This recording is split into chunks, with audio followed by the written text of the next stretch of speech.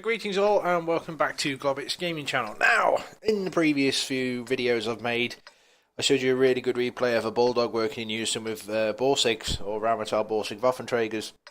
Alright, which is this thing here that the TheGreatWolf is driving. Now, you've probably seen the TheGreatWolf from some of my other replays. He sends me quite a few on a regular basis, so thank you for that, dude. Can anyone tell me what he's saying in chat down there? I'm assuming it's something along the lines of my 128's better than your 150, because he's platooned up. With the Swedish tank driver there, and I think the Swedish tank driver is basically saying to him that I like the 150 over the 128, show me what the 128 can do. Because there are two options of two guns on this thing. You've got the 128mm, which is the long, thin thing that you've got sticking out the front of this one, and you've got the 150mm, alright, which is the short, stubby, fat thing sticking out the front of the other one. Alright, and basically, I'm an advocate of the 128, okay?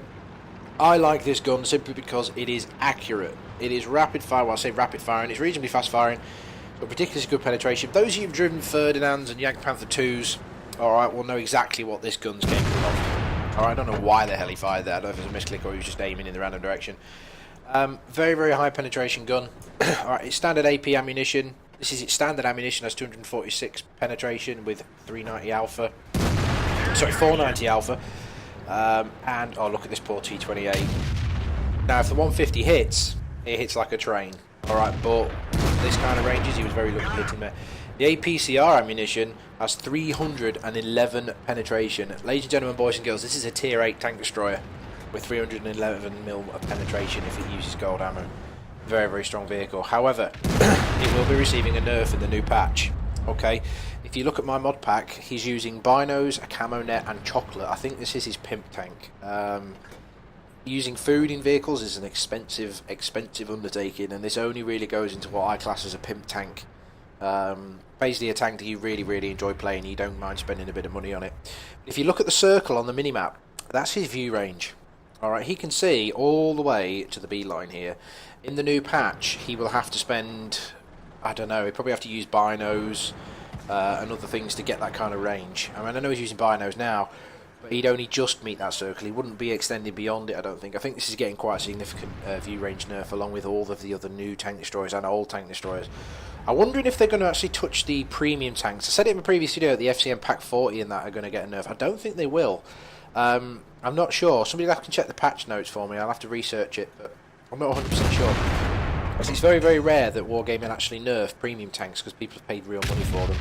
Example here, in one of the previous patches, tank destroyers had their camo ratings altered for when they fire their guns through bushes and stuff, but the premium tanks didn't, which is why tanks like the E25 and the SU-12244 basically made that a little bit better. They're reluctant to nerf tanks that people have paid good money for. This is a lucky shot, by the way. Very lucky. I don't know why that didn't go in. Just sloping of the Oh, and a PTA in the open. Oh, switch to HE. Switch to HE. Switch to HE. Oh, 510. That's a good, solid damage roll there. The guy in the 150, the Swedish tank driver, must be absolutely creaming his pants seeing a PTA in the open like this. Oh, somebody's tracked him. Yeah, that's all she wrote for the PTA. Okay. Anyway, we digress. So, we've taken a good strong position in the middle here. This is a very, very good position to take in this map. I hate this map because of that lake in the middle. It channels... That was a very good shot. It channels you down two roads. You've either got the town or the valley or the centre. Sorry, three roads. The town, the valley or the centre. Now, the centre's open to the town, and the valley is very, very, very soft terrain. The thing about the valley is it takes you a fucking age to get down there in anything other than a fast tank. Even fast tanks like Cromwell struggle to traverse around that. Oh, and he's going to shoot a Prius. Go shoot the 4202. Oh, good track, you meanie. Something wrong with you. Right, never feature in one of your replays ever again. Shooting a 4202 like that, it's not fair. Oh, poor little 4202. No, he's tracked him again. Ah. Oh. And he's dead. Oh well. That T-44's a really good game as well. Anyway, yeah, the Valley. If it's uncontested, the Valley's a good viable option. But if you get any sort of resistance, you've got problems. But this team hasn't done that. What I want you to do now, take stock of this map. Alright? Look at the amount of tanks that made it through the town. And look at how many get through in the end. Just bear that one in mind, guys, alright? So we'll just carry the replay on. Now, the Swedish tank and GreatWolf have gone back to defend the base, because an IS-7, an IS-3, an ISU, which has now been splatted, and a T-34 have made it, alright, down here. Now, we need to defend against this, because an IS-7 is a very, very strong vehicle, and they could basically take our base. We've got enough tanks going to their base, right? Yeah, surely. Yeah, 3 heavies, a medium. Yeah, we've got enough. Okay, the Swedish tank driver takes a massive hit there, but we pre-aim for where the IS-3 is going to be. We see him stick his armour out. Oh, beautiful. 500 damage. These are good, solid chunks of damage. For a Tier 8 tank destroyer, this is really, really, really strong gun.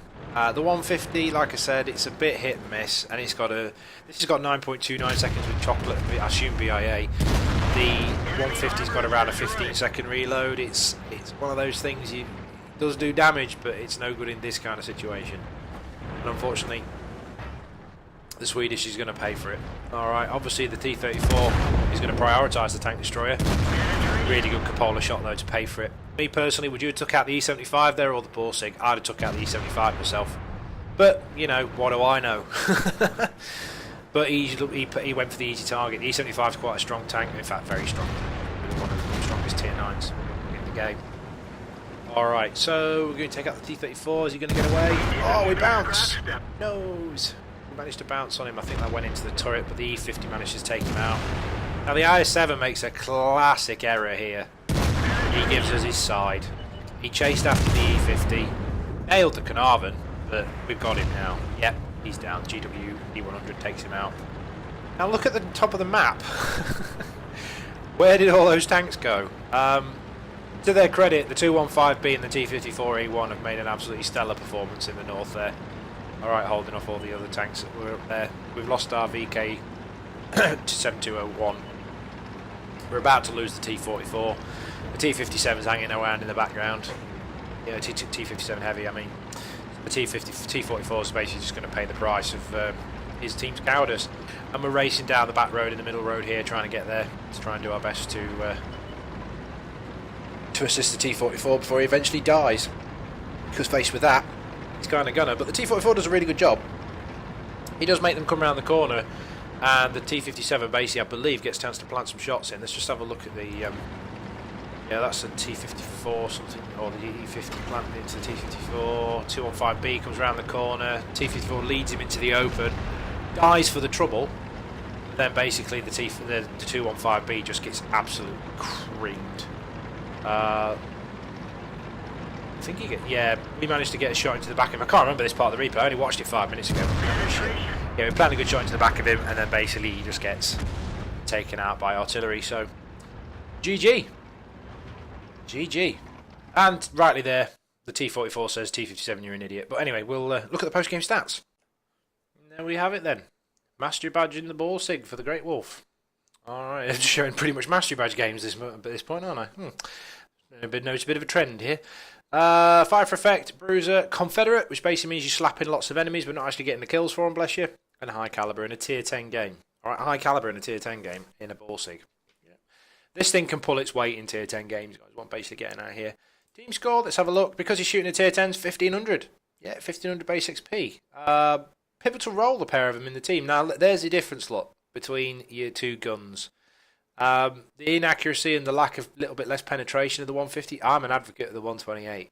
You know, when you get to the Waffle Panzer 4, maybe go the 150, get the better one, but I still advocate of the 128. Probably going to get people screaming at me in the comments, but I don't really care. Cost him a fair bit on consumables, though. That's with the chocolate and all the rest of it, but yeah. Okay, so, actually did a little bit more than what was registered up there. Just shy of 6k damage. Alright, and damage due to his assistance to tracking shots on the Prius. On the poor old Prius, you evil creature, 2,000. Alright, enabled the team to do near enough 2,000 damage. Alright, so that's your Borsig. Alright, really, really good tank. Worth the grind. It's a hard grind, though. The tier 7, fuck my life, the tier 7's bad. Stir a meal. But anyway, once you get there, you get to this little beauty. Alright, I'll catch you in a bit, guys. Take care. Bye now.